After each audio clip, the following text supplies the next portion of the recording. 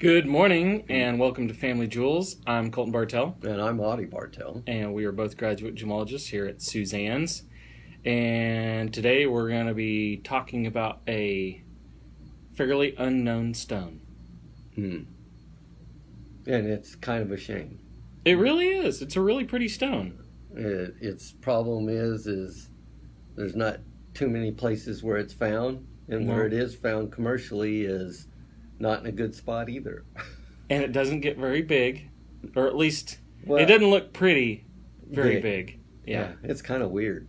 Yeah, it really is. So, but what we're getting ready to talk about is chrome diopside. And no, it's not shiny white metal. That's the other thing. It needs a different name. It does. It definitely needs a more attractive name, because you say chrome diopside and they're like, ooh, that's not. Sounds like something you put on your car. Well, actually, it sounds like a dietary supplement. Chrome diopside. Oh, yeah. And not a good one. Yeah. We're going to put you on chrome diopside. We'll clear that right up. Yeah. And that tumor should go right away. Yeah. But really, it is a really pretty stone. And unfortunately, it's just not had a good name, and it hasn't had a lot of advertisement, and a lot of people just don't know about it. Yeah. Even jewelers don't know about it. Yeah, for the most part. And we have a lot of it. But again, I guess probably the most troubling thing about chrome diopside, or the biggest problem I see, is that when it gets to a size that you'd like to use, you can't tell what it is. Yeah, it gets dark, and it's like, and I think maybe since we've got some of these smaller ones, maybe what we do is next time we're in Tucson, we check to see somebody surely is cutting this in bigger sizes where it's not such a. When it gets to like carat, 2 carat, 3 carats, it basically turns black. I mean, it's so saturated in green, which I guess we haven't really told them what color it is. No, we haven't. You guys are guessing now, aren't you? And we've got some, Colton's better at holding these up or whatever. I don't know if that's... Yes, I am better at keeping my hand still in front of a camera while holding an object. But there, high skill level there. Yeah, it's a nice green. You can see that those are. I mean, they'll rival emerald as far as color in these smaller stones. Oh yeah, and they're really bright. They're really clean. Not quite as hard as emerald, which people will say that didn't make sense, but they're actually probably a little tougher, just because they don't have so many. Yeah, they are. I would definitely like to set chrome diopside over emerald every day, because even if I chip one, they are not near as expensive as emerald. So it's definitely less threatening, or there's a lot less pucker factor whenever you're having to set these. Do you want to explain that? No, I don't want to explain that. I'll let you guys use your imagination. And then, those are smaller ones. Those are probably, 15, 20 pointers at the biggest? Yeah, at most you've got like a 1/4 carat stone. And these are half carat stones? No, these are probably like thirds. Huh? Yeah, 77 total weight, 2 of them. Oh. That's got to be, I think that's and actually as you can see, they're each. Getting, you think so? Yeah, those are 3/4 each. But now you can see you get into a bigger stone. They're quite a bit darker. We can tell these are green, but you get much larger than this, at least so far what we've seen. Yeah, they're pretty much black. Black. These are actually really pretty. I wish we had a way to show these without the little lens on there, because it's actually... Well, you can, but you just won't see them but briefly. Yeah, think. We'll just fall off. But, they're actually... wiped it off a little bit. But you can get a little bit of that green on there. I know our camera's not real great for showing these, but it's not real great for showing us either. But we have set. This is a pendant that we designed. Granted that the majority of this is that opal. So what we're talking about are these little guys right here. Not this and not that. Yeah. We're talking about these. Yeah, the little green. Yeah. They work great for accent stones. Like I said, they don't get real large. You can make some really cool pieces if you use like large quantities of them. Right. And, you know, they look really good as leaves. If you're wanting to make something that's got like a floral look Especially to it. like the pear-shaped even. Yeah. Or I guess the ovals. Even the ovals. Yeah. They work really great as leaves, and you get some variance in color. So you get some that are bright emerald green, almost even a lime green, and then you get some that are deep, almost a brownish, like olive green. There's some variance in color there that allows for... But they're always green. Or yeah, look like they're black. Yeah. Yeah. So with these, you know, you can do some really cool stuff with them, and they're really bright, and because it's not a real common stone, it ends up making those pieces more of a conversation piece as well. Because people are like, whoa, those are some nice emeralds. And I'm like, well, they're really not. So let me tell you the boring story about these things. Yeah, we got a terrible name. The other thing that's a problem, I guess, is the only commercial viable place in the world that these are produced are Eastern Siberia. And so like half of the year they can't even do anything because it's snowpack. Yeah, they can't even begin to do anything. So then the other problem is I don't know that many countries have a very good relationship with Russia to begin with. So, yeah. It's not like you're going to go to Arkansas and dig up diamonds. You're not just going to like traipse into Eastern Siberia and go, hey, I want to go find some green stones. It's going to be like, no. You can one, you're going to freeze to death. Well, one of them, what they could maybe do is go, okay, this 6 months. Come back in December. This 6 months you can do it, November to April. Yeah. The other cool thing, and I didn't grab any. We have some, but I didn't grab it. There is phenomenal diopside, also is green to basically black, even though it's got a green. It's basically just a really, really deep green. I don't see the green. But diopside can come in a 4 or 6 rayed star. And this phenomenon... 6 rayed too? Mm-hmm. Really? This is what's known as asterism. And so you'll get the little star like you do with like star sapphire, star ruby, but typically it's going to be a 4 rayed star. You can also get chatoyancy or what's called cat's eye on them, which is pretty cool. And this is all due to the inclusions that are within the stone. What do we know? What causes the? Let's see. I don't remember hearing. I guess they don't say, do they? No. Because all of it that I've seen, I think I have seen some chrome diopside. I'm going to say more of the chatoyancy than the stars, but.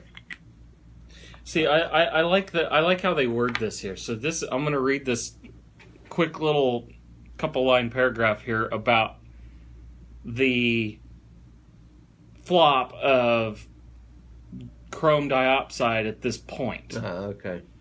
And this is out of our GIA book. It says, like kunzite, chrome diopside suffers from a public relations problem.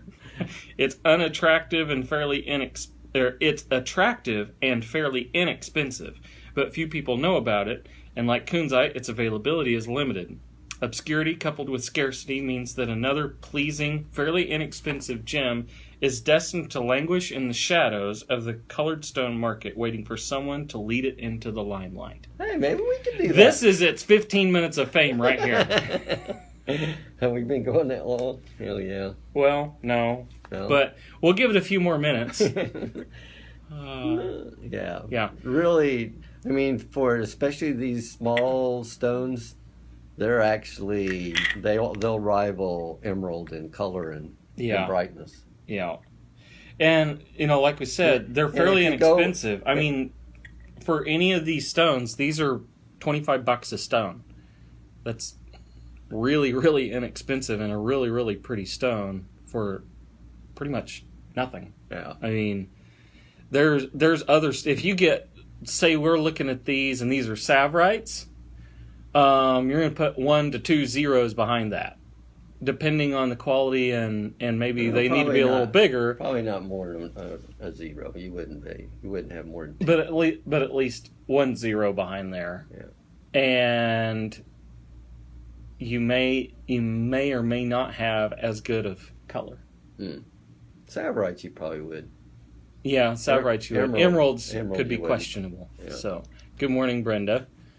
But yeah, really pretty stones. Kind of like they said here, it's kind of fallen into obscurity because there's just nobody really knows about it or talks about them. But I really think that the name has a lot to do with it. So we need to come up with a good name for these. That's what we're going to challenge you guys with this week. We want you to leave a comment in here of what we could name. That this needs to, and we're going to take this seriously here. We've actually done this. We have named a stone before and made it much more marketable. Yeah, was, maybe just for us, but that's why no, because it ended up our colored stone salesman started using it as a term, so it's kind of become a little known trade term for a certain stone. So we can do it again. So we can do this again. It's even saying in here, somebody needs to lead it into the limelight. Well, what better way than now? Yeah. So it's called chrome diopside now. It's always green. Rivals emerald in color. Yep.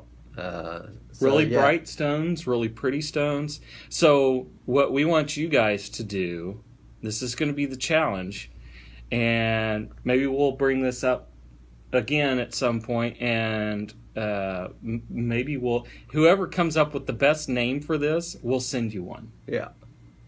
So we'll kind of have a store vote on this, but and we're gonna give it we'll give it a couple weeks. But we're gonna have to come up with. I mean, this has to be a good one. We're not. We're not looking for funny names or anything like that. We want you to take this seriously. So we want you guys to come up with a more attractive name that's more marketable. Like Chrome Dip is not going to work. No. But we want you guys to come up with a more attractive name for chrome diopside, which is what this is.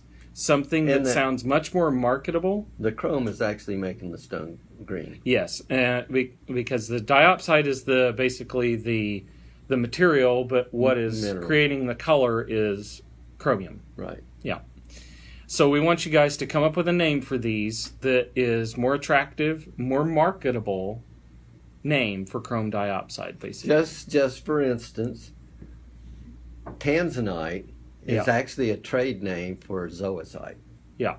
So for actually, believe it or not, and we've talked about this before when we talked about tanzanite, it's actually a trade term and a marketing term for what is usually brown zoisite that is treated to become blue. Right. Heat treated. Right. But zoisite still doesn't sound all that attractive. But tanzanite, that sounds pretty good. And that was, and this is coming from eastern Siberia. I don't guess you can go to Siberianite. No, but you could be like Siberium. Oh, I don't know about that either. That sounds... No, I don't know. It's not... Tundranite. Tundranite. I wish Freeze your butt off night. No. No. Now we're getting past the funny names here. Yeah, well, we're going to get these out of the way so you guys have serious ones left. But we do want you guys to help us out, and if we hear one that we really like that looks like it could actually make this stone more marketable, then we will be happy to send you one and give you a little credit for coming up with that name. Because right now, it's not real marketable, and a lot of it is due to its name. Yeah, name, and then where those stones get bigger, they get so dark. Yeah. That just frustrates me to begin with. It just looks like, everything else. There are a lot of things that you cut them too deep, they're going to get dark.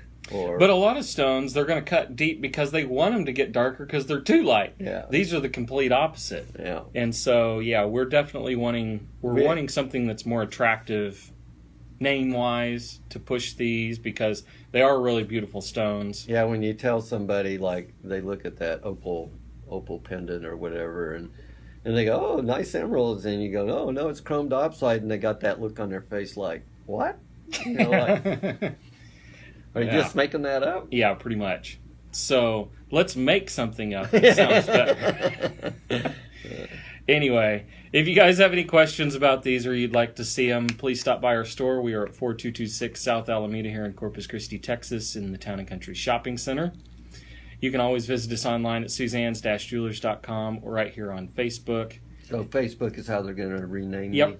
So we want you guys to comment on Facebook. What I'm going to do is I'm going to take a picture of these, a better picture of these, and post this on our Facebook page. And we want you guys to go in and name these and suggest names for what you think chrome diopside should be called. What would sound good to you if you went into a jewelry store and you saw this and it was a new green stone on the market that was just really, really pretty? What would you think it would be called? What would you expect it to be called? Are you asking me? No, I'm asking them. Okay. Yes, I'm stating it to you. Anyway, thank you guys for joining us. You can always give us a call, 361-991-7565. Find us right here on Facebook. You can also find us on Instagram. And check out our YouTube channel for past episodes if you'd like to learn more about gemstones, gemology, or jewelry-related topics. You can always follow our YouTube page and subscribe there. But we thank you guys for joining us. We are going to sign off right now, and we will see you guys next week. Thanks. Thank you. Bye.